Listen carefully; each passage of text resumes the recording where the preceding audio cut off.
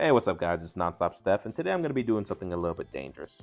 Today, I'm going to be going over the 3 simple reasons why, by the end of Patrick Mahomes' career, he will be easily greater than Tom Brady. Now, of course, before you guys leave any bad comments, listen to the full video, and if you disagree, then leave the comment. That's perfectly fine. And of course, if you guys do like the content, like and sub. I'll continue to make more of these videos as time goes on, of course. So, I appreciate you guys for listening. Let's get right to it. So the first reason why I think that we're going to be able to analyze both of their careers and say, yeah, Patrick Mahomes indeed was the better quarterback is going to be the competition that they face. Now, hear me out. I'm not just talking about the competition about who they played in the Super Bowl. I'm talking about the path. I'm talking about the journey to even get there. We're going to talk first about the divisions that they played in.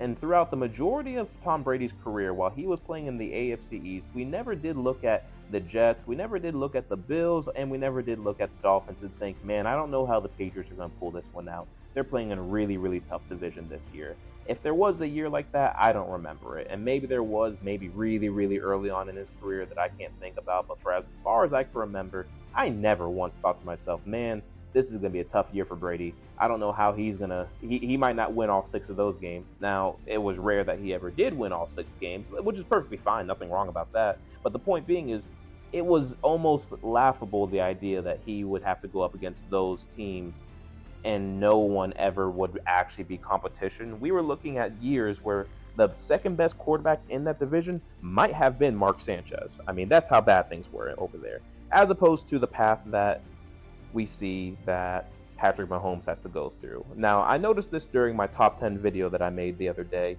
that I posted, that majority of the top 10 quarterbacks are in the AFC. Now, you, me, and everybody who knows football right now isn't surprised that the AFC is the better conference. I just didn't realize how lopsided it was.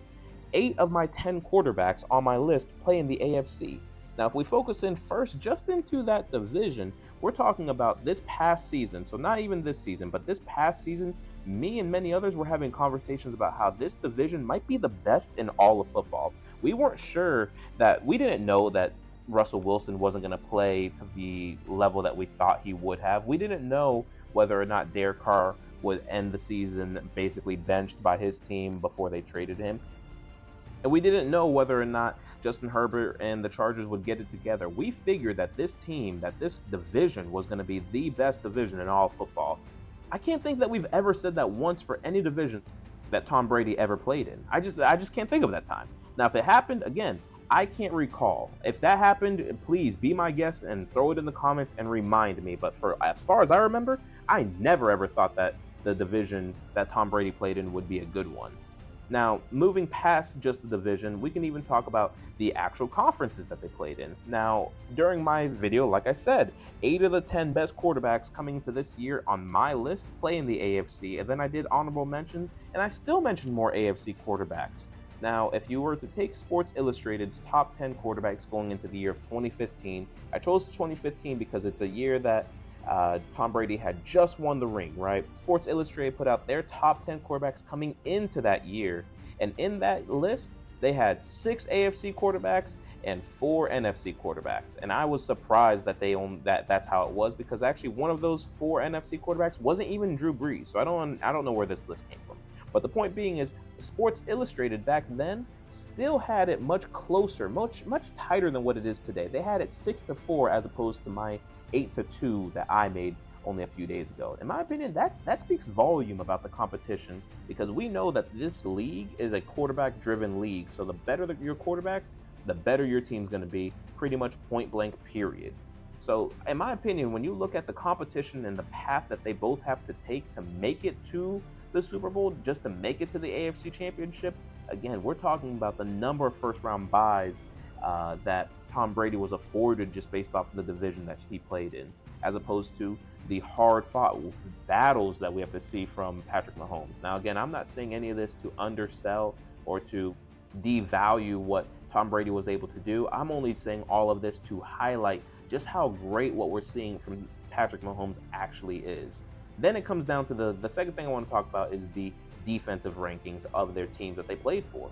So again, it's to no surprise that if you know football, you know that the Chiefs have not had a very good defense throughout Patrick Mahomes' tenure.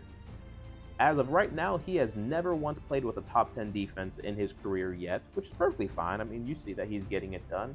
Now, when you look at Tom Brady's career, 16 times of his career, 16 years of his career, he played with a top 10 defense. Matter of fact, if you were to take a look at Patrick Mahomes, the Kansas City Chiefs 1 year had the second worst defense. That's how bad it's been for him.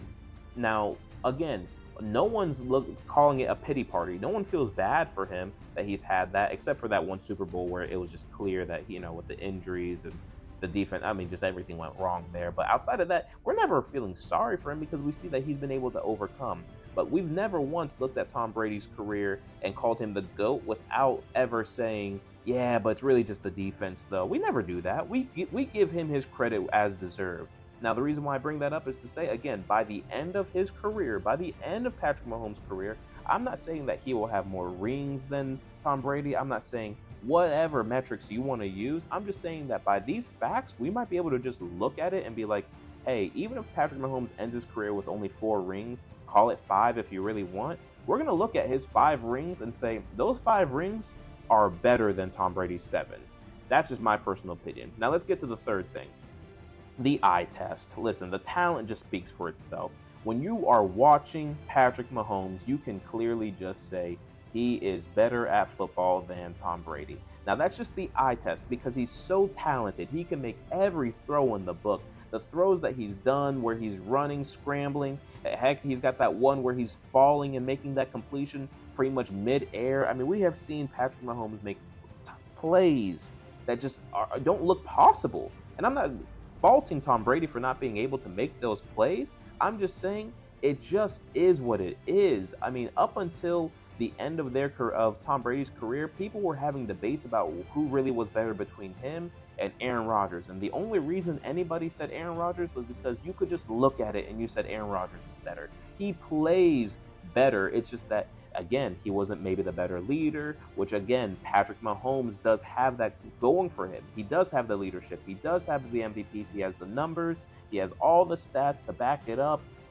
Everything that you might want to say, Patrick Mahomes does actually have to speak to. And the only thing that by the end of his career he may not have more than Tom Brady is going to be either rings or passing yards.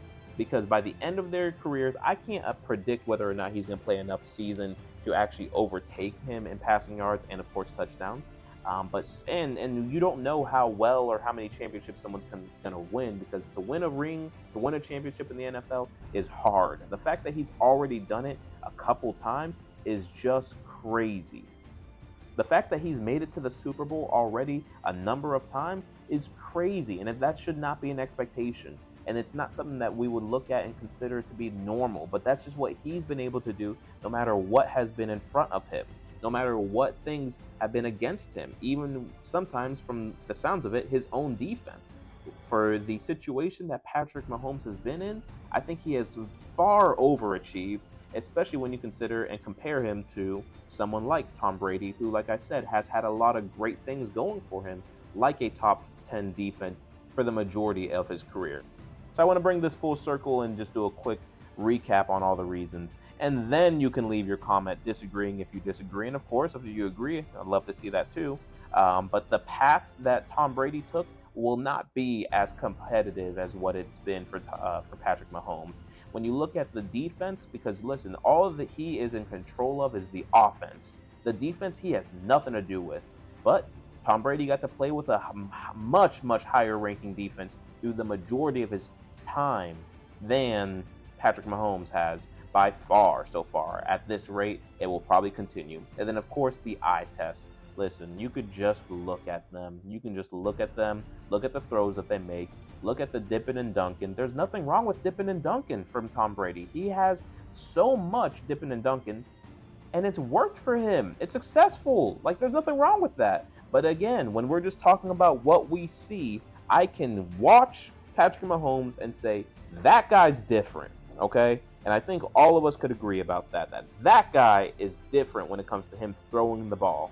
From the numbers that we've been able to see, he's had a 50 touchdown season already. This is not something that's going to be an anomaly. We're going to see this guy continue to torch the league year in and year out. And at this point, I don't know if it's going to be much of a debate. by the end of his career. I almost wonder what is going to be the standard that we will use to say that he has dethroned him, because I don't think he needs to have 7 championships to dethrone, in my eyes, Tom Brady. Now, to some people, yeah, there's going to be some people who say, oh, well, this person has more of this, or that person has more of that, that means they are better. And that's just never been the way that I judge a player in any sport is, oh, well, the person who has most of this must be better. Because otherwise, I know this is an NBA reference, but otherwise we would have always called Kareem the GOAT, or we might call Bill Russell the GOAT, because one had most points, one had most rings. But no, nobody does that. Who do we call the GOAT? MJ. That's it. So let's just be realistic and say, no, it does not take 7 championships. No, he does not have to eclipse him in passing yards or passing touchdowns to then be the GOAT. We can see what we see, and by the end of his career, whenever that is, we will all have to come to the agreement that, yeah, he actually was better than Tom Brady. We'll have to call Patrick Mahomes the new greatest of all time. Thank you guys for listening to this video. Like and sub. Talk to you guys later. Peace.